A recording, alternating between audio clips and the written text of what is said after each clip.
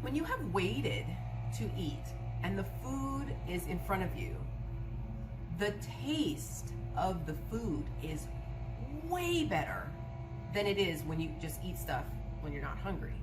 So you really do want to slow your roll and enjoy those first few bites.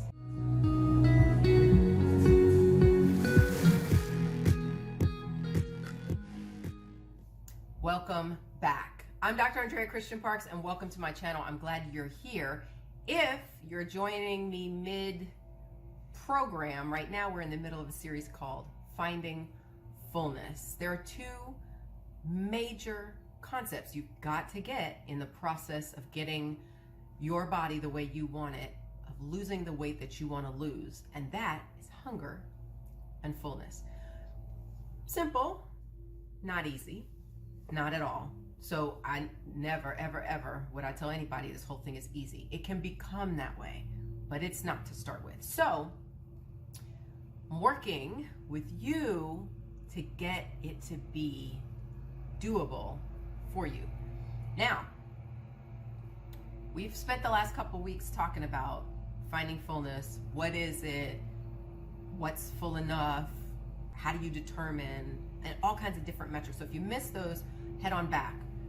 Now, for those of you who've been following along, we're gonna get going.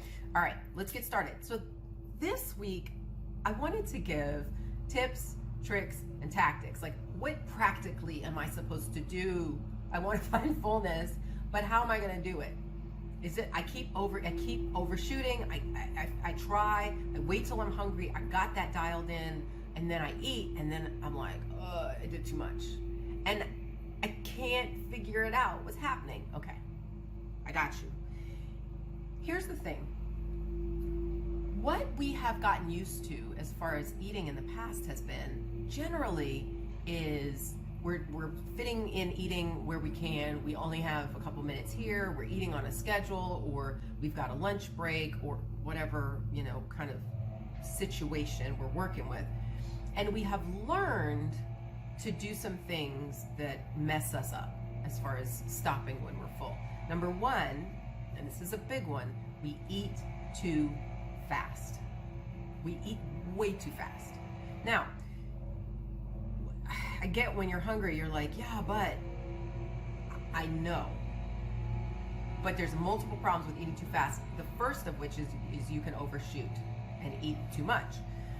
But the other thing is, when you have waited to eat and the food is in front of you, the taste of the food is way better than it is when you just eat stuff when you're not hungry. So you really do want to slow your roll and enjoy those first few bites. Okay, expect the first three. Okay, just really focus, mindful, don't pay attention to the flavor, chew the whole bite, don't, gulp and swallow, don't, just try really hard to slow down for at least the first three bites. You're gonna get the experience of the food, you're gonna enjoy it, you're going to feel like you actually took time and ate your food. Now,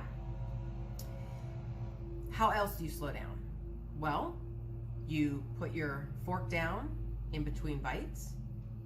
You make sure you're chewing without trying to follow with another bite immediately. You enjoy the bite you're having. So if you put your fork down, at least you have to take the time to pick up the fork before you can get more food on it to eat. All right. Take a break. So if you're eating with your family, let's say, and everybody's talking and doing stuff, and you're eating and you're listening and you're engaging and you're kind of starting to feel like, maybe, I don't know, I might be full. Take a break. Go into the kitchen and does anybody need another napkin, or I'm gonna go get some water? Does anybody need a refill? Whatever. Just step out for a second, and while you're in the kitchen, they're all sitting around the table, just take a moment and check in with your body and say, I might be full. And see how you feel. Your body might say, you need a bite or two more. Okay, good. So then you go back with a plan, just have a bite or two more. And then you just do that. What about when you're done? What else can you do? You can take your napkin and just cover up your plate. Because sometimes we're just eating because it's there. Or we have this thing in our head about not wasting food, so you don't want to throw it down the trash, and you treat yourself like the trash compactor or like the garbage disposal and be like, I'll just eat it. No. Better for it to go down the garbage disposal or in the trash than on your body, on your hips. Like, you don't want to wear any more food, so let's not put it in there. So you can just cover it up so you don't see it, push the plate away. You can go and clear your plate, come back and sit at the table with everybody else. You got choices, okay? What else? Drink water. Nice thing to do. Have a little glass of water next to you, okay? Take a sip. Put it down between bites, okay? That slows you down, gives you a little water to help digest your food. I'm not saying drink massive quantities of water, but it will help you not just be fork to mouth, fork to mouth, fork to mouth. The key is it takes about 20 minutes for your body to recognize once you're eating that you actually feel full. So if you eat too much in 10 minutes or 15 minutes, your body didn't have time to register. So slowing down with the water, putting your fork down, taking a break, all those things, very, very helpful. Now,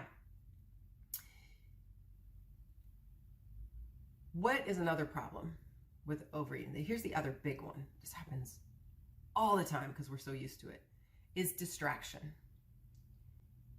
Ideally, you would eat alone with no distractions, no book in front of you, no Kindle, no video, no iPad, no TV, nothing. But we don't do it that way a lot. So the first thing to do is try to just remove all distractions that you can. Now, if you're eating with your family, you can't just kick them all out and be like, I have to eat by myself. That's not what I'm saying. Enjoy the opportunity to be with others. But no TV, no book, no other things.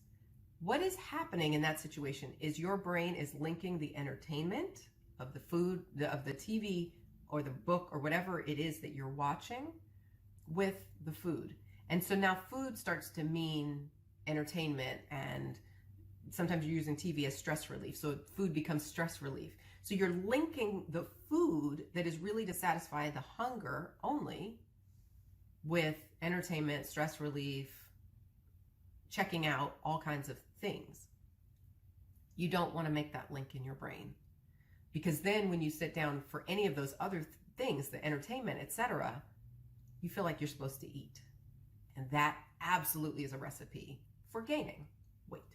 Okay, so take away the screens, take away the books, and just eat. Here's what you're going to find out.